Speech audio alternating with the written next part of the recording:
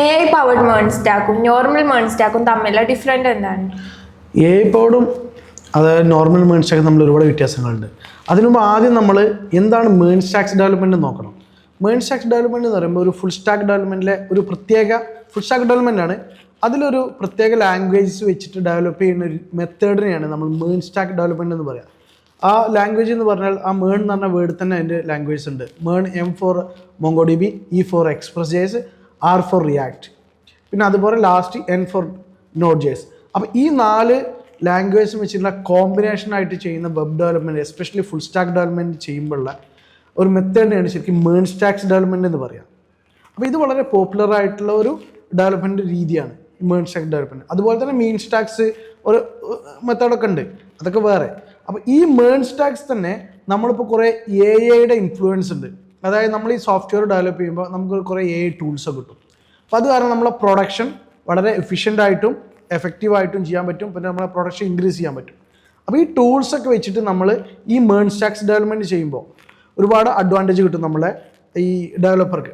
ഏറ്റവും ഗുണം എന്ന് പറഞ്ഞാൽ നമ്മളെ പ്രൊഡക്ഷനും നമ്മളെ സമയം, പ്രൊഡക്ഷൻ കൂടും, സമയം കുറയും. ഇത് രണ്ട് സെയിം ആണ്.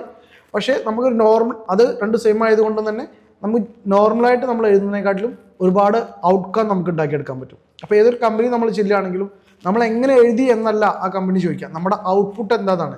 അപ്പോൾ നമ്മൾ ഔട്ട്പുട്ട് കുറച്ചുകൂടി നല്ലൊരു പെർഫെക്റ്റും അതുപോലെ തന്നെ ഈ നല്ലൊരു പ്രോഡക്റ്റും കുറഞ്ഞ സമയത്ത് നമുക്ക് ഉണ്ടാക്കിയെടുക്കാൻ പറ്റി നമ്മളുടെ കരിയറിൽ IT കരിയർ തന്നെ നല്ലൊരു അച്ചീവ്മെൻ്റ് ആവും. അപ്പോൾ അതിന് വേണ്ടിയിട്ട് കുറച്ച് ടൂൾസുകൾ, കുറച്ച് പറഞ്ഞാൽ ഇപ്പോൾ ഒരു 8-10ഓളം ടൂൾസുകൾ ഇപ്പം നിലവിൽ മാർക്കറ്റിൽ നല്ല ടൂൾസുകളുണ്ട്.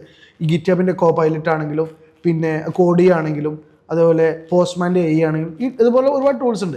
ഈ ടൂൾസുകൾക്ക് ഓരോ ദിവസം ദിനം പ്രതി കൂടി വരുന്നുണ്ട്. നല്ല ടൂൾസുകൾ ഇറങ്ങിക്കൊണ്ടിരിക്കുന്നുണ്ട് മാർക്കറ്റിൽ.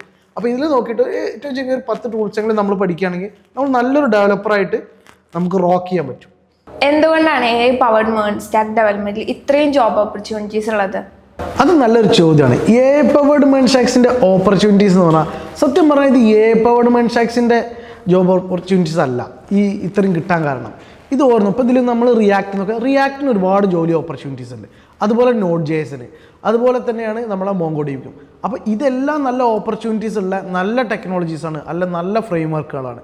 അപ്പോൾ ഇതെല്ലാം കൂടുന്ന സമയത്ത് ഇതിൻ്റെ ഓപ്പർച്യൂണിറ്റീസ് 10 മടങ്ങാവും. അതുകൊണ്ടാണ് ശരിക്കും പിന്നെ AI കൂടി കയറുമ്പോൾ AI ടൂൾസ് കൂടി പഠിച്ചു കഴിഞ്ഞാൽ പിന്നെ ജോലി ഓപ്പർച്യൂണിറ്റീസിൻ്റെ കാര്യം നോക്കേണ്ട ആവശ്യമില്ല, അത്രയും ജോലി ഓപ്പർച്യൂണിറ്റീസ് കൂടും.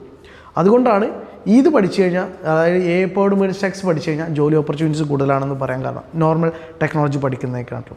അപ്പോൾ ബേസിക്കലി സിമ്പിളായിട്ട് പറഞ്ഞാൽ റിയാക്റ്റിന് നല്ല ഓപ്പർച്യൂണിറ്റീസ് ഉണ്ട്, MongoDB-ക്ക് ഉണ്ട്, Node.js-നുണ്ട്, അതുപോലെ തന്നെ നമ്മൾ AI ടൂൾസ് പഠിച്ചു കഴിഞ്ഞാൽ ഇതിൻ്റെ ഒക്കെ ഓപ്പർച്യൂണിറ്റീസ് കൂടും. അതുകൊണ്ട് ഈ എല്ലാ ടൂൾസിൻ്റെയും കൂടി അഡ്വാൻറ്റേജ് നമ്മളെ മേൺ സ്റ്റാക്സ് അല്ലെങ്കിൽ AI പവർഡ് മേൺ സ്റ്റാക്സിന് ഗുണം കിട്ടും. നല്ലൊരു AI പവർഡ് വെബ് ഡെവലപ്പർ ആകാൻ എത്ര സമയം എടുക്കും? സമയം എന്ന് പറയുമ്പോൾ നമ്മൾ മേൺ സ്റ്റാക്സ് ഡെവലപ്മെൻറ്റ് പഠിക്കുക, എസ്പെഷ്യലി AI പവർഡ് പഠിക്കുമ്പോൾ കുറച്ച് ടൂൾസുകൾ പഠിക്കാനുണ്ട്. അപ്പോൾ അതിൻ്റെതായ സമയം പിടിക്കും. ഒരു 6 months പിടിക്കും നമുക്ക് നോർമലി ഇതൊന്ന് പഠിച്ചെടുക്കാൻ. പിന്നെ നമ്മളിവിടെ വെബ് കോഡ് നെക്സസിൽ നമ്മളെന്താ ചെയ്യുന്നത് വെച്ചാൽ 8 months ആണ് പറയുന്നത്. ഒരു 6 months നമുക്ക് ടൈം പഠിക്കാനുള്ള ടൈമും ഒരു 3 months എങ്കിലും ഇവർക്ക് പ്രോജക്റ്റ് ചെയ്യാനുള്ള സമയം, ഒരു ഇൻറ്റേൺഷിപ്പ് എന്നുള്ള രീതിയിൽ ഒരു പ്രോജക്റ്റ് നമ്മൾ ഇവിടെ വെച്ചിട്ട് തന്നെ ചെയ്യിപ്പിക്കുന്നുണ്ട്. ഒരു പ്രോജക്റ്റ് അല്ല, മൾട്ടിപ്പിൾ പ്രോജക്റ്റ് നമ്മൾ ചെയ്യിപ്പിക്കുന്നുണ്ട്. അപ്പോൾ അതുകൊണ്ടാണ് നമുക്കൊരു 8 months പറയാം. അപ്പോൾ നമ്മൾ അപ്രോക്സിമേറ്റ്ലി ചുരുക്കി പറഞ്ഞാൽ ഒരു 8 മാസത്തോളം, ഒരു 6 മാസം മുതൽ ഒരു 8 മാസം പിടിക്കും നല്ലൊരു ഡെവലപ്പറായിട്ട് ഉരുത്തിരിഞ്ഞ് വരാൻ, അതും എക്സ്പെഷ്യലി ഈ ബിഗിനേഴ്സിൽ. അപ്പോൾ അത്യാവശ്യം എക്സ്പീരിയൻസ് ഉണ്ട്, കുറച്ച് ജാവാസ്ക്രിപ്റ്റ് അറിയാം, റിയാക്ട് അറിയാം, അങ്ങനത്തെ സ്റ്റുഡൻസ് വരികയാണെങ്കിൽ ഇത്ര സമയം വരില്ല. ഒരു നോർമലായിട്ട് ഒരു ഫ്രഷർ സ്റ്റുഡൻസിന് വരികയാണെങ്കിൽ വരുന്ന സമയമാണ് ഒരു 6 മാസം മുതൽ ഒരു 8 മാസം സമയം പിടിക്കും. അതിൻ്റെ മുൻപേയും പഠിച്ച് പോവാം, പക്ഷെ അതൊക്കെ കുറച്ച് എക്സ്ട്രാ ഓർഡിനറി കുട്ടികൾക്കാണ് പഠിക്കുക. നോർമൽ സ്റ്റുഡൻസിൻ്റെ കാര്യമാണ് ഇപ്പോൾ ഞാൻ പറഞ്ഞത്. എങ്ങനെയാണ് വെബ് കോഡ് നെക്സസിലെ പഠന രീതി? പഠന രീതി എന്ന് പറയുമ്പോൾ നമ്മളിവിടെ പഠിപ്പിക്കുന്നത് കുട്ടികൾക്ക് കൂടുതലും നമ്മൾ പ്രാക്ടിക്കൽ എക്സസൈസ് ചെയ്യും. ഏകദേശം ഒരു 70-75% പ്രാക്ടിക്കലായിട്ട് ഇവരെ കൊണ്ട് ചെയ്യിപ്പിക്കുക. അതായത് കുറച്ച് നമ്മൾ തിയറി ഭാഗങ്ങൾ കുറച്ച് ക്ലാസ് എടുത്ത് കൊടുക്കും. അത് കഴിഞ്ഞിട്ട് ഇവരെ കൊണ്ട് അവിടെ ഇരുത്തിട്ട് തന്നെ നമ്മൾ പ്രാക്ടിക്കലായിട്ട് എക്സസൈസ് ചെയ്യിക്കും അവരുടെ മെഷീനിൽ. അപ്പോൾ അവർക്ക് ഈ നമ്മൾ കൊടുക്കുന്ന തിയറി അത് കറക്റ്റായിട്ട് മനസ്സിലാവും, അതിൻ്റെ യൂസേജ് മനസ്സിലാവും. അല്ല യൂസേജ് മനസ്സിലാവാതെ ഒരു തിയറി പഠിച്ചുകൊണ്ടും ഒരു കാര്യം ഡെവലപ്പേഴ്സിനെന്നല്ല ഏതൊരാൾക്കും ഉപകാരത്തിൽപ്പെടില്ല. അപ്പോൾ എസ്പെഷ്യലി നമ്മൾ ഡെവലപ്പേഴ്സിൻ്റെ കാര്യം നോക്കുമ്പോൾ ഇവർക്ക് ഇത് എവിടെ ഉപയോഗിക്കണം, എങ്ങനെ ഉപയോഗിക്കണം എന്നുള്ള കാര്യങ്ങൾ ഇവിടെ ക്ലാസ്സിലിരുന്ന് തന്നെ നമ്മൾ ചെയ്യിപ്പിച്ചിട്ടാണ് ഇവിടെ നമ്മൾ വിടുന്നത്. അപ്പോൾ അങ്ങനെ ഒരു രീതിയാണ്. ഒരു 30% അല്ലെങ്കിൽ 20% നമ്മൾ തിയറി കൊടുക്കും, അല്ലെങ്കിൽ കാര്യങ്ങൾ പറഞ്ഞു കൊടുക്കും, അതും പ്രാക്ടിക്കലായിട്ട് കാണിച്ചു കൊടുക്കുന്നത്. ബാക്കി ഇവരെ കൊണ്ട് പ്രാക്ടിക്കലായിട്ട് ഇവിടെ എക്സസൈസ് ചെയ്യിച്ചിട്ടാണ് ഇവർ വീട്ടിലേക്ക് പോകുന്നത്. അപ്പോൾ അതുകൊണ്ട് ഡെയിലി എടുക്കുന്ന കാര്യങ്ങൾ അന്നാന്ന് നമുക്ക് അവർക്ക് തന്നെ അത് മനസ്സിലാവുകയും ചെയ്യും. അവരുടെ മെഷീനിൽ അത് കറക്റ്റായിട്ട് അതിന് ഒരു ചെറിയ ചെറിയ പ്രോജക്റ്റുകളോ അല്ലെങ്കിൽ എക്സസൈസ് ആയിട്ട് ചെയ്യാനും കഴിയും. നന്നായി മാത്സ് അറിയാവുന്നവർക്ക് മാത്രമാണോ ഈ ഒരു കോഴ്സ് പഠിക്കാൻ പറ്റുക? അതൊക്കെ ഒരു തെറ്റിദ്ധാരണയാണ്. മാത്സ് നന്നായി അറിയണം ഈ കമ്പ്യൂട്ടർ പഠിക്കുക എന്നുള്ളതൊക്കെ തെറ്റിദ്ധാരണ. അപ്പോൾ കുറച്ച് കാലം മുമ്പ് ആൾക്കാർ വിചാരിച്ചിരുന്നു ബിടെക് കഴിഞ്ഞ ആൾക്കാർക്ക് മാത്രമേ ഉള്ളൂ ഇത് പഠിക്കാൻ പറ്റുക അല്ലെങ്കിൽ നല്ലൊരു ജോലി കിട്ടുക. അതേപോലെ ഒരു മിത്താണിത് ശരിക്കും. മാത്സ് അറിയണം എന്നുള്ള ഒരു നിർബന്ധമില്ല. നമുക്കൊരു ആവറേജ് ബുദ്ധിയും ഒരു ആവറേജ് സ്റ്റുഡൻറ്റ്, അതായത് നമ്മൾ സാധാരണ പറയും ബാക്ക് ബെഞ്ചേഴ്സ് അല്ലെങ്കിൽ മിഡിൽ ബെഞ്ചേഴ്സ് എന്നൊക്കെ പറയും, ഈ കാറ്റഗറിയിലുള്ള ആൾക്കാരാണ് കൂടുതലും നമ്മളെ സ്റ്റുഡൻസ് ആയിട്ട് വരുന്നത്, വെബ് കോഡിലെ സ്റ്റുഡൻസ് ആയിട്ട് വരുന്നത്. പക്ഷേ ഇവർക്ക് പഠിച്ചെടുക്കാൻ സിമ്പിളായിട്ട് പറ്റുന്നുണ്ട് ഈ വെബ് ഡെവലപ്മെൻറ്റും അതുപോലെ എസ്പെഷ്യലി മേൺസ്റ്റാക്സും അതേപോലെ എയും. അപ്പോൾ ഇതൊരിക്കലും ഒരു നല്ലൊരു പഠിക്കുന്ന കുട്ടി അല്ലെങ്കിൽ ഫുൾ A+ വാങ്ങുന്ന ഒരു കുട്ടി ഫസ്റ്റ് ബെഞ്ചർക്ക് മാത്രമേ പഠിക്കൂ എന്നില്ല. ഇതൊരു നോർമൽ സ്റ്റുഡൻസ്. ഇതിന് ഏറ്റവും വേണ്ടത് നമ്മൾ എഫേർട്ട് ഇടണം. നമ്മൾ വർക്ക് തരുമ്പോൾ അല്ലെങ്കിൽ ഇത് ചെയ്ത് നോക്കാൻ പറയുമ്പോൾ അത് ചെയ്ത് നോക്കാനുള്ളൊരു മനസ്സും അത് ചെയ്യാനുള്ളൊരു ടൈമും അവർക്ക് കിട്ടുകയാണ്. അവരുടെ എഫേർട്ട് അവരിടുകയാണെങ്കിൽ ഏതൊരാൾക്കും പഠിച്ചെടുക്കാവുന്നുള്ളൂ. ചുരുക്കി പറഞ്ഞാൽ നോർമൽ ഏതൊരു ആവറേജ് കുട്ടിക്കും അല്ലെങ്കിൽ ഒരു ബിലോ ആവറേജ് കുട്ടിക്കും ഇത് പഠിച്ചെടുക്കാവുന്നുള്ളൂ. അത്ര ഒരു ടഫായിട്ടുള്ളൊരു സംഭവം നമ്മളെ എപ്പോഴും മേൺസ്റ്റാക്സിലില്ല. പഠിച്ചെടുക്കാൻ അത്ര ടഫുള്ളതൊന്നുമല്ല. സിമ്പിൾ ഏതൊരു കോമൺ ആൾക്കും പഠിച്ചെടുക്കാവുന്ന കാര്യത്തിനുള്ളൂ. എങ്ങനെയാണ് ഇവിടുത്തെ സ്റ്റുഡൻസിനെ പ്രോജക്റ്റ് ചെയ്യാൻ സഹായിക്കുന്നത്? പ്രോജക്റ്റ് സപ്പോർട്ട് എന്ന് പറയുമ്പോൾ നമ്മളിപ്പോൾ ഇവിടെ 2, 3, 4 ടൈപ്പാണ് പ്രോജക്റ്റ് ചെയ്യിക്കുന്നത്. മൊത്തം 4 തരത്തിലുള്ള പ്രോജക്റ്റ്. അതായത് ഒന്ന് നമ്മൾ HTML-ഉം CSS-ഉം ബൂട്ട്സ്ട്രാപ്പും പഠിപ്പിച്ച് കഴിഞ്ഞ് കഴിഞ്ഞാൽ നമ്മൾ അവരെ കൊണ്ടൊരു പോർട്ട്ഫോളിയോ ക്രിയേറ്റ് ചെയ്യും.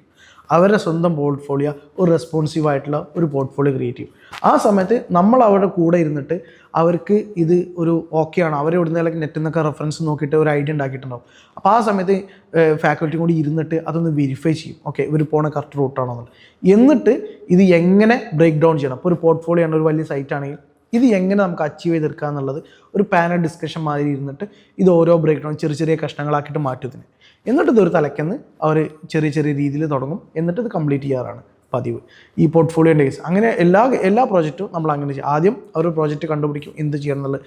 എന്നിട്ട് ഫാക്കൽറ്റി തമ്മിൽ ഒരു നോക്കി ഡിസ്കസ് ചെയ്തിട്ട് ഒരു ഐഡിയ ഉണ്ടാക്കും. അല്ലെങ്കിൽ ഫാക്കൽറ്റിയുടെ ഭാഗത്തു നിന്ന് സജഷൻസ് കൊടുക്കും.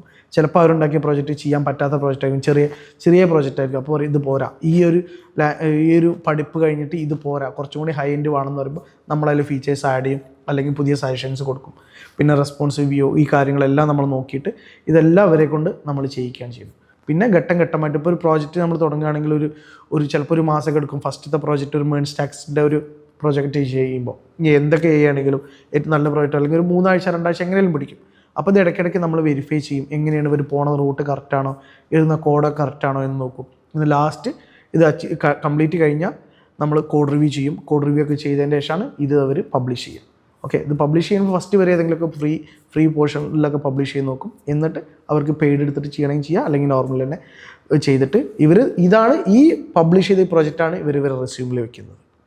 ഇവിടെ പഠനം കഴിഞ്ഞാൽ എങ്ങനെയാണ് ഹൈപ്പേ കിട്ടുന്ന ജോലിയിലേക്ക് എത്തുന്നത്?